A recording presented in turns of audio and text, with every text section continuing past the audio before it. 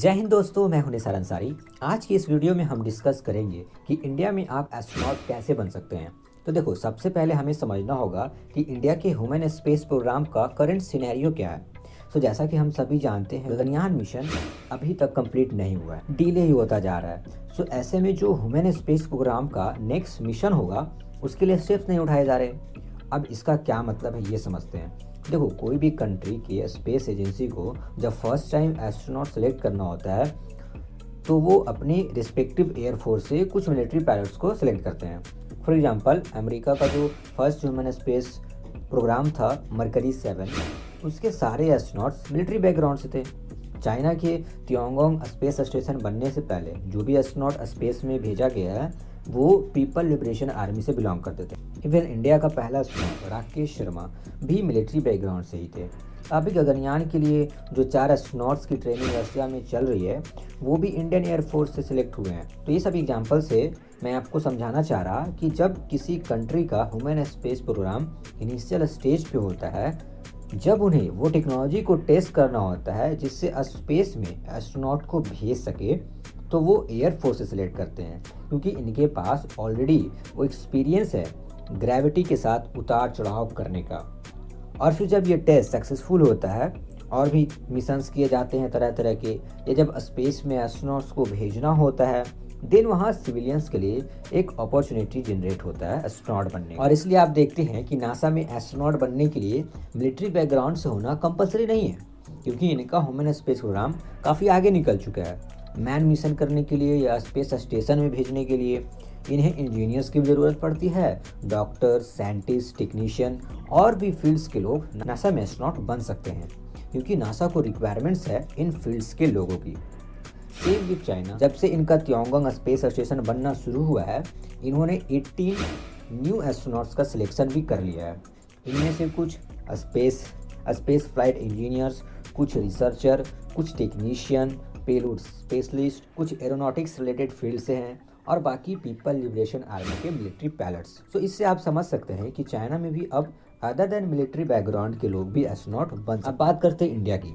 तो देखो, 2023 तक तो गगनयान मैन मिशन 1 ही होगा। फिर मान लो गगनयान 2 और 3 हुआ, फिर 2029-30 के आसपास इंडिया खुद का स्पेस स्टेशन बनाएगा। जब स्पेस स्टेशन बनेगा तो एस्ट्रोनॉट्स भेजे जाएंगे, वहाँ डिफरेंट एक्सपेरिमेंट होगा, डिफरेंट फील्ड के लोग लगेंगे। मीन्स इंडिया में एस्ट्रोनॉट सेलेक्ट करने का एक प्रोसेस इस्टेब्लिश किया जाएगा। एस्ट्रोनॉट ट्रेनिंग सेंटर भी होगा इंडिया में। तो ये सब होना फिक्स है, लेकिन बात यह है कि इसमें वक्त लगेगा अगर आप मिलिट्री बैकग्राउंड से एस्ट्रोनॉट नहीं बनना चाहते तो, क्योंकि इंडिया में अभी एस्ट्रोनॉट सिलेक्शन का कोई प्रॉपर मैकेनिज्म बना ही नहीं। जब तक गगनयान सक्सेसफुल नहीं हो जाता, स्पेस स्टेशन बनना स्टार्ट नहीं हो जाता, तब तक इंडिया में आम सिविलियंस को एस्ट्रोनॉट बनने का अपॉर्चुनिटी बहुत ही कम मिलेगा।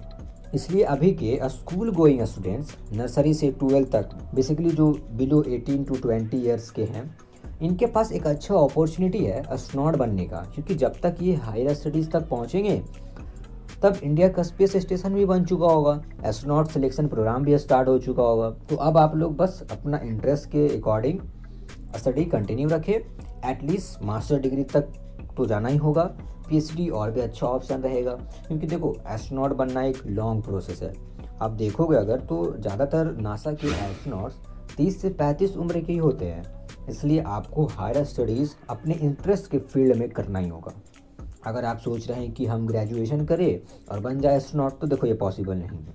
अब बात करते हैं इंडिया में एस्ट्रोनॉट बनने का दूसरा तरीका के बारे में, जो है एयरफोर्स। क्योंकि अभी इसरो मिलिट्री बैकग्राउंड के ही लोगों को एस्ट्रोनॉट के लिए सिलेक्ट करेगा, और फ्यूचर में जब सिविलियंस भी एस्ट्रोनॉट बनेंगे, तभी एयरफोर्स के पायलट्स एस्ट्रोनॉट बन पाएंगे। जिनका इंटरेस्ट डिफेंस में है और एस्ट्रोनॉट भी बनना चाहते हैं, वो एयरफोर्स ज्वाइन कर सकते हैं। लेकिन याद रहे, आप सिर्फ एस्ट्रोनॉट बनने के लिए ही एयरफोर्स ज्वाइन करते हैं तो इसका कोई सेंस नहीं बनता, क्योंकि एयरफोर्स में भी तो इतने सारे पायलट्स हैं। फिर ये भी डिपेंड करता है कि जब इसरो एस्ट्रोनॉट सिलेक्शन के लिए IF आए, तो तब आप कितना एक्सपीरियंस है, और ऊपर से 2-3 ही लोग सिलेक्ट होंगे। एयरफोर्स ज्वाइन करने के बाद भी ये श्योरिटी नहीं है कि आप एस्ट्रोनॉट बन पाए। इसलिए अगर आपका इंटरेस्ट डिफेंस में है, तभी ये रास्ता चूज़ करें। अदरवाइज 6-7 ईयर्स वेट करे, अपना पढ़ाई करे, जब तक India astronaut selection programme start नहीं कर लेता। इसलिए मैंने कहा जो अभी स्कूल गोइंग स्टूडेंट्स है उनके लिए फ्यूचर में एक अच्छा अपॉर्चुनिटी जनरेट हो रहा है एस्ट्रोनॉट बनने का।